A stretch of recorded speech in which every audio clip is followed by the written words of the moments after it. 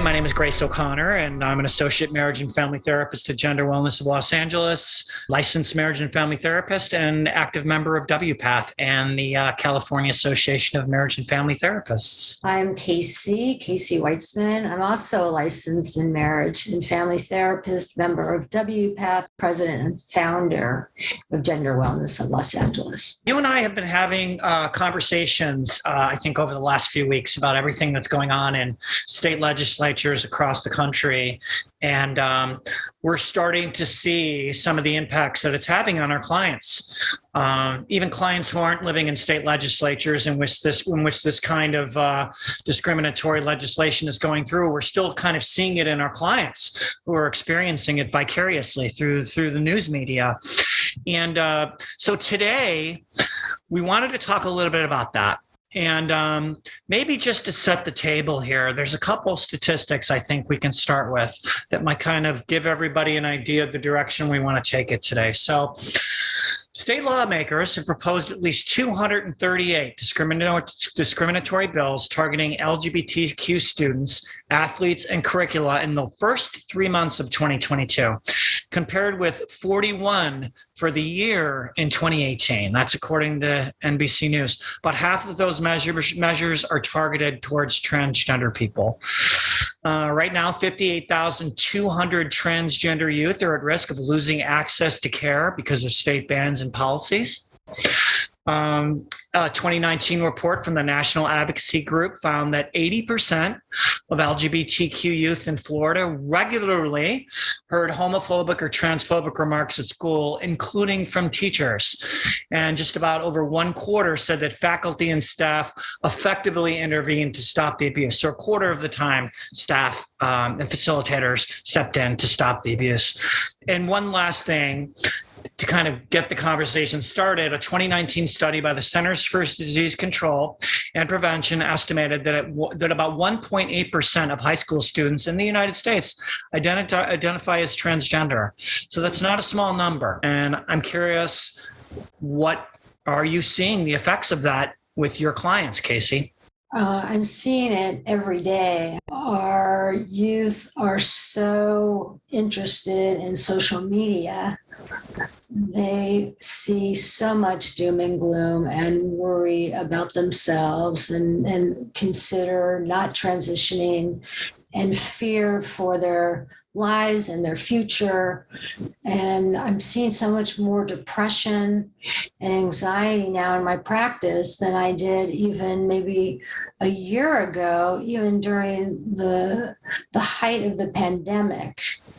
And I had a case even yesterday where I ended up having to bring the mom in of a 24-year-old person that was doing very well and now really worries about, are they going to be able to do this? They're already carrying around an internalized sense of shame about their gender and sexual orientation due to just the messaging that's in our society all the time. And I get it, things are getting better, but there's still a lot of negative attention focused on folks who are LGBTQ. I was reading an article today in the New York Times about the level of bullying that continues to go on in schools today. It's easy to think that in the state of California or the city of Los Angeles that it's not as bad as it used to be, and that's not what I'm saying.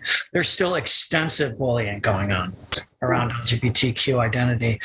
One thing that I think is kind of important to add to the mix too is that gender affirming care, including the use of hormones to delay puberty and to promote the development of secondary sex characteristics that are consistent with a child's gender identity, is recommended for transgender youth by the American Academy of Pediatricians, the Endocrine Society, and is viewed by the American Academy of Child and Adolescent Psychiatry as evidence-based patient care. So that kind of care actually saves lives. Exactly. And I also was starting to read an article by the JAMA network that remind me again what that stands for. The Journal of the American Medical Association. Right, and it came out last month talking about the mental health outcomes in transgender, non-binary youths receiving gender-affirming care, and really does state that youth that are either initiated puberty blockers or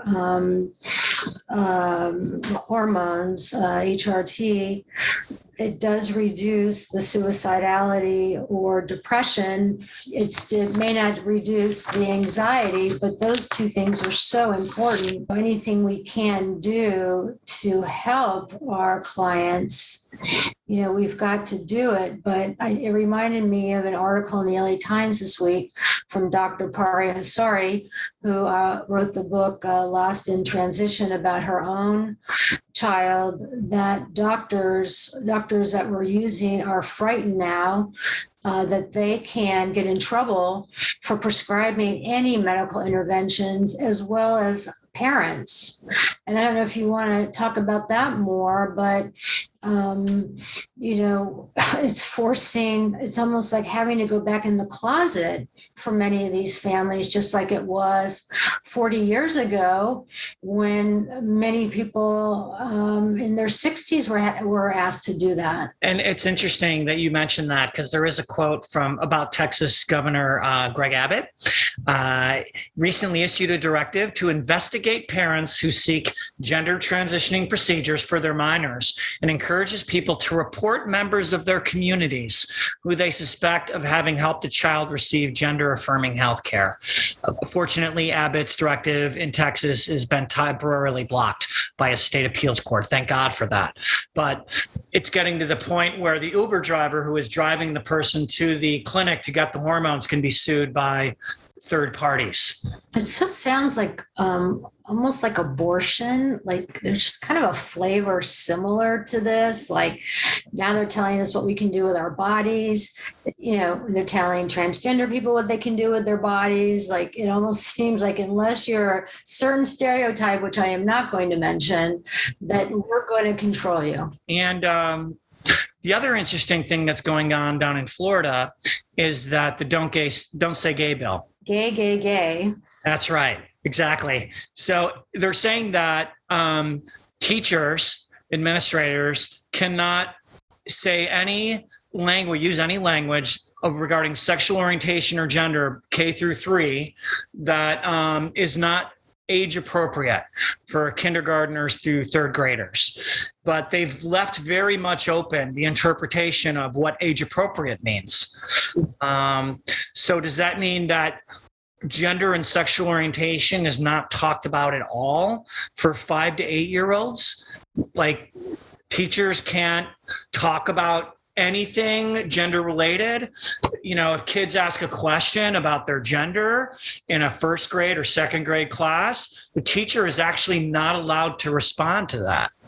And it's my understanding that kids go to school to get educated, and right, sexual orientation and gender is part of that education. Well, again, I haven't been in school in a long time, so certainly when I was in school, no gay people were alive or existed back then. But I'm not sure if it was 60 Minutes or another podcast, but kids that even ask a teacher, like, "Are you gay?" The teacher's not even allowed to tell the truth. So. Right. What messages are we giving our youth? Because we know young kids do not filter, so they can't ask any question that has anything to do with anything. I mean, even on the Academy Awards, where the hosts are saying gay, gay, gay, gay, gay, gay, gay, gay, gay. I mean, what happens in these states where it's like, what did that mean? Like, what was that person saying that you're not even able to ask questions now? It's insanity, in my opinion. It is insanity. And what kind of what kind of environment does that create where everyone's walking on eggshells and everyone's afraid that they're going to be sued and everyone's afraid that they're going to lose their teaching license or they're going to actually go to jail? Like, what kind of environment does that create? I think as somebody who likes to look at my clients through a family systems lens, right? We talk about balanced and imbalanced family systems, right? Balanced family system, there's open communication of feelings, there's firm and flexible boundaries, there's a lack of shame, there's ownership of one's feelings, and creating an environment where everyone's walking on eggshells, everyone's afraid to say something, everyone's afraid they're going to be punished. There's a sense of shame going around that does not create a healthy environment for kids to learn and prosper in. Right.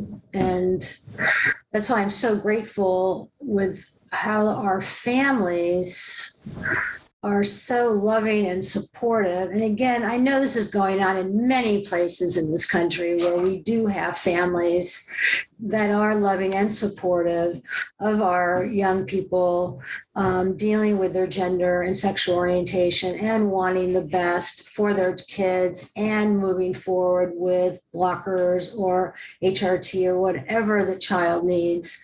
And, I want to reiterate that there's so much good. There are more doctors and therapists and providers all over this country and so many of them are cis and heterosexual that are doing this work because of the passion and the love they have. And I always think it's important to let our listeners know that it's not all doom and gloom. Of course there is, but we have to remind people too that they are loved. And that we're even talking about this now.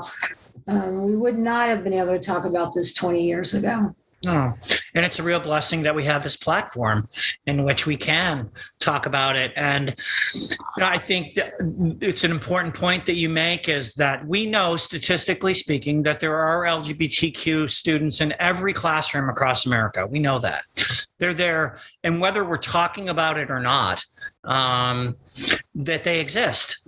And we're either going to give those students an opportunity to get education about themselves, and for allies and folks who are not cisgender or heterosexual or not homosexual or LGBTQ to get some education for themselves and learn a little bit about communities that they're not actually a part of. And I think that creates empathy and compassion.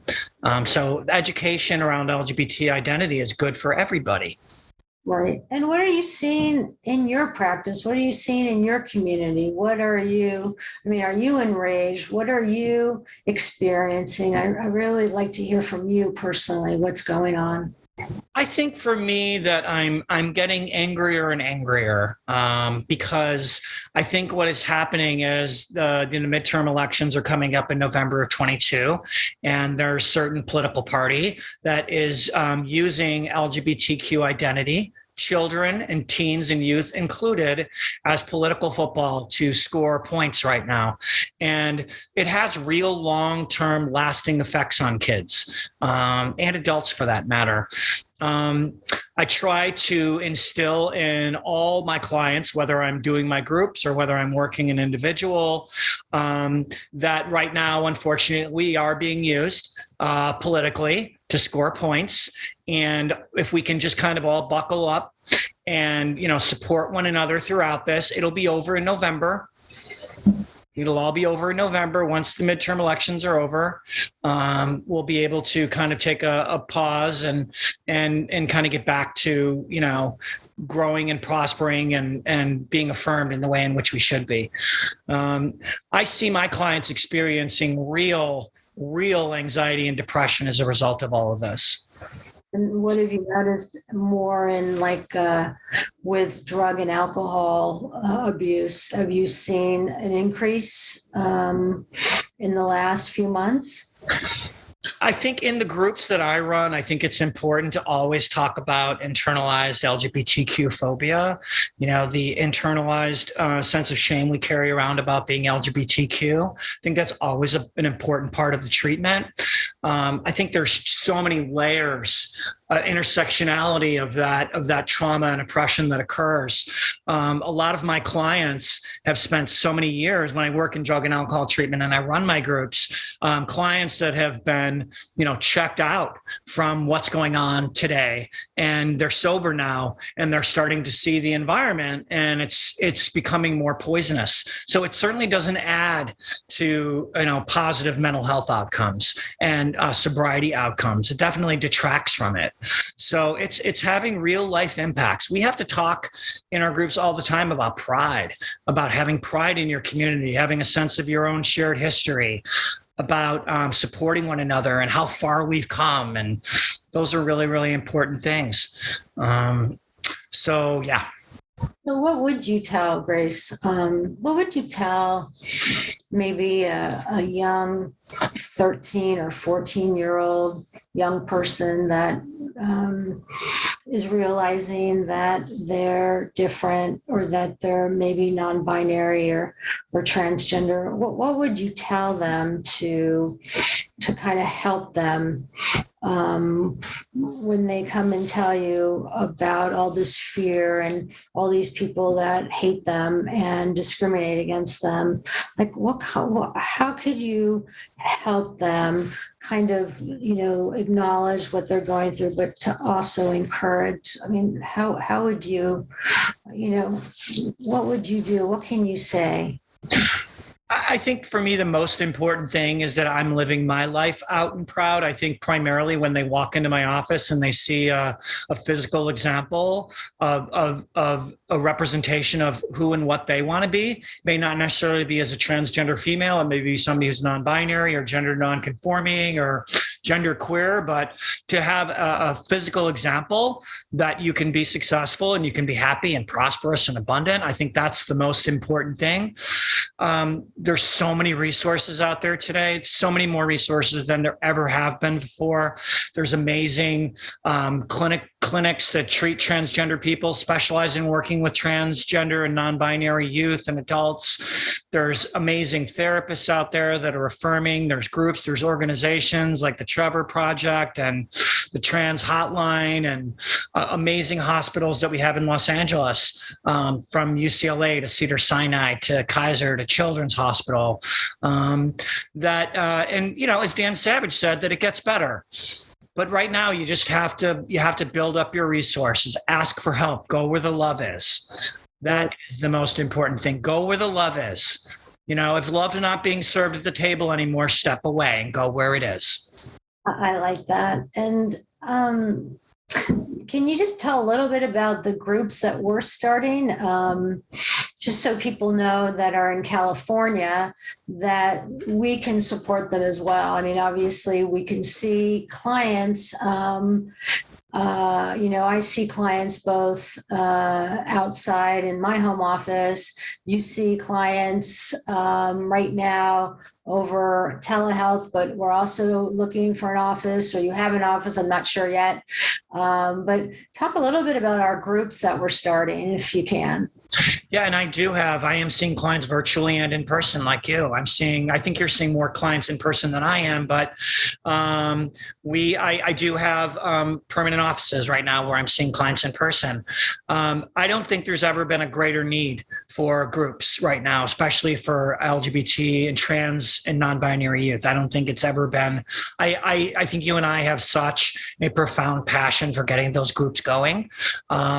We have many groups in mind, but the two we want to start with are a 13 to 17-year-old group. We're probably going to cap it at 8. It may either be 6 weeks long, or it may be open-ended as well. You're going to work with transgender parents and the parents of transgender kids, of the youth. Yes, non-binary youth. Yes. So we want to start there, but then I'm also very much wanting to get a third group going, which is 18 to 25. And the thing that I'm finding is that, if we have enough clients that identify within the 13 and 17-year-old range who are non-binary and transgender, and then if we needed to break the group up into 13 to 15-year-olds and then 16 to 17-year-olds, we can do that. We can bifurcate that. So I think groups right now, that's our primary thrust, I would say right now. I mean, you and I getting out, educating people on transgender identity, resources that are out there for the trans and non-binary community, but also groups and creating community and having a place where people can show up and build community and support one another.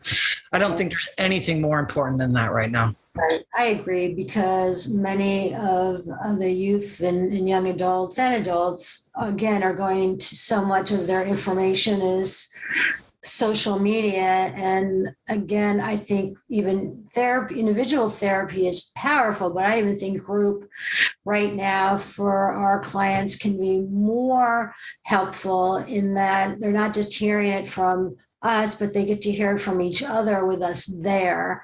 And so they can do some processing and hopefully make a friend or two. So I agree. And same thing with parents. A lot of times parents are like alone in this and they don't have anyone else to talk to, and they may have their own shame or feel like it's all their fault. They made this happen. And, you know, we can tell them all day long, you had nothing to do with this, but sometimes it helps when they hear it from their peers. Yeah. So I know we're going to try and start it over Zoom, eventually have it in person when COVID is calmed down again. But I think I agree with you. We're very excited to be doing this. Yeah. It couldn't have picked a better time. After 2 years of being cooped up in quarantine, you know, there's so many trans and non-binary youth that came out during COVID, and they're just they're socializing for the first time as their authentic selves, and to have others that are like them, to be able to show up. You know, we want to do them on Saturdays like that. We want to make Saturday group day. That is our plan, starting at 9 or 10, 11 in the morning and going through 5 in the afternoon. You know, I mean, really, like that's the thrust right now, to have a place where kids can show up and parents can show up and meet one another and talk with one another and get phone numbers and build community. I think it's so important. So like I said, I think that's really, really where our passion is at right now. Yeah. You know, I agree, and I might have shared this with you, but when I was up in Cambria a couple of weeks ago, I was wine tasting, but that's probably not the biggest point, but maybe I was a little more open or something. But I was walking on a pier and I saw this group of kids, maybe about 12 kids, and I just asked them like how they felt about the future, you know, and how do you feel about the future? And I'm sure they were thinking like, who are these middle-aged women? And I'm not sure they wanted to talk to us right away, but I just said, I'm really curious. And they all said they were probably from Cal Poly, whatever. And they said they felt okay while they were in school, but they did not see a future. You know, they didn't see life after a future. And, a lot of them said that they missed taking tests with people. Yeah. And some of them said that they felt like social media was really destroying them. Some said they loved the pandemic because it helped them because they were more introverted.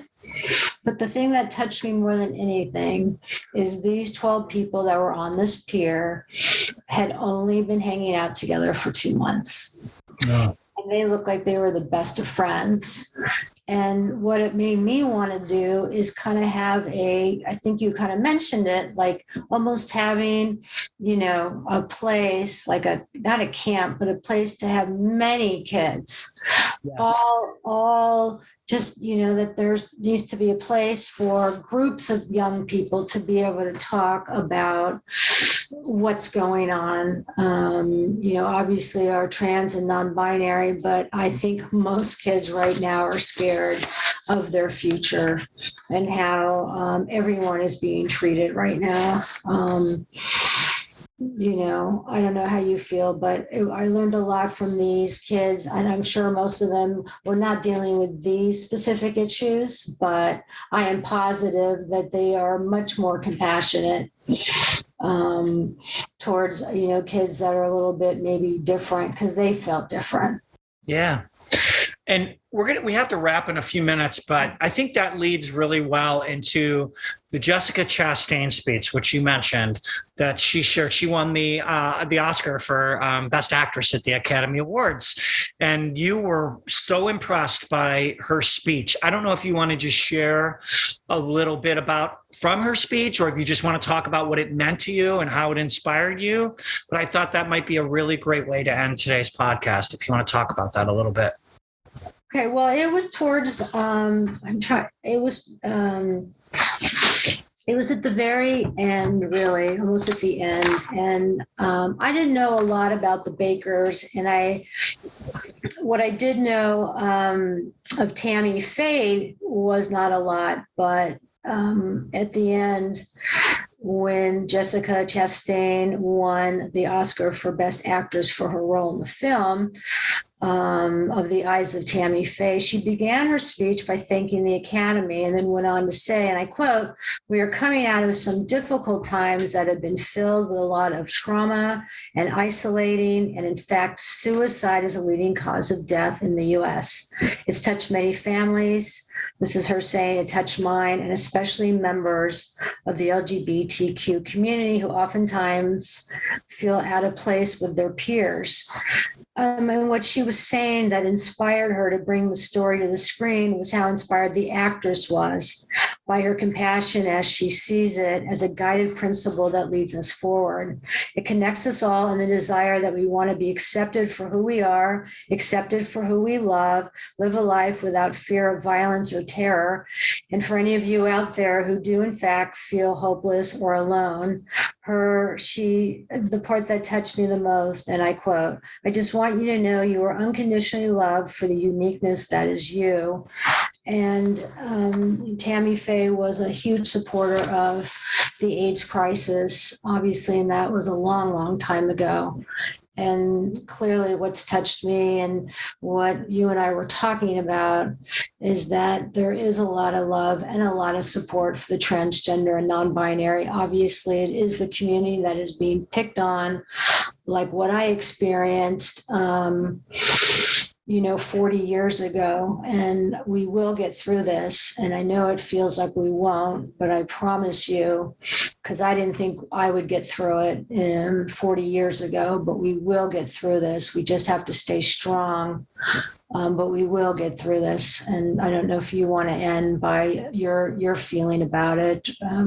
We faced really, really difficult times in the past. Think about pre-Stonewall and what LGBTQ folks had to deal with prior to Stonewall, having no place to go, no place to hang out and build community, and then Stonewall happening. And then we had the 70s and the AIDS crisis in the 80s, and had government that was hostile towards the LGBTQ community and didn't talk about the AIDS crisis and the 90s. And I mean, we have been through it. We have really, really been through it. And I think we're starting to see our stories represented in media today, and films and in television. And I think that's really great. And I think the work continues, and we have to remain hopeful, and we have to trust that it'll get better.